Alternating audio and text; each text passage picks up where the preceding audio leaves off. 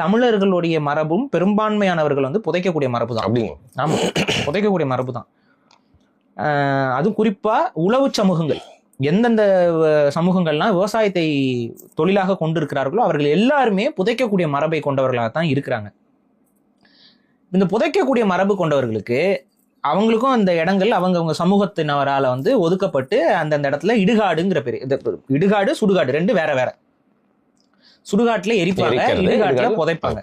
இப்ப இடுகாட்டுல புதைக்கக்கூடிய மரபு தான் தமிழர் மரபு அப்படிங்கிறத சித்தர் பாடல்கள் வந்து சான்றா இருக்கு. சித்தர்களுடைய பாடல்கள் எல்லாத்துலயுமே அந்த குண்டத்தில் வைத்து புதைப்பது தான் மரபு. அதே போல முதுமக்கள் தாலி இதெல்லாம் நமக்கு கிடைக்குது இல்லை, அதெல்லாமே அமர வைத்து புதைத்த மரபை குறிக்கிறதா தான் இருக்கு. ஸோ தமிழர்களுடைய நீண்ட நெடிய பழக்கமாக புதைக்கக்கூடிய மரபு தான்.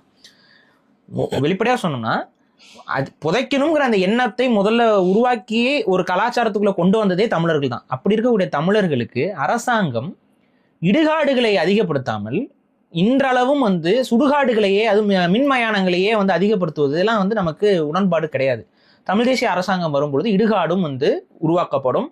அங்க அரசாங்கத்துடைய இடுகாடுகள்ல தமிழ் சமூகத்திற்காக உழைத்தவர்கள், தமிழ் சமூகத்திற்கான மேன்மைக்கு பெரிய பெரிய அதிகாரிகளா இருக்கலாம், பெரிய அரசு ஊழியரா இருக்கலாம், அரசு இந்த மாதிரி சமூகத்திற்கு பெரும் பங்கீடை செய்தவர்களுக்கு அரசாங்கத்தோட நிலத்திலேயே புதைப்பதற்கான அவர்களுக்கான நடுகள் வைப்பதற்கான அடிப்படையும் நம்ம இங்க உருவாக்கி கொடுக்கணும். ஏன்னா ஒரு காலத்துக்கு அப்புறம் நடுகல்கள் தான் வரலாற்றை பேசும்.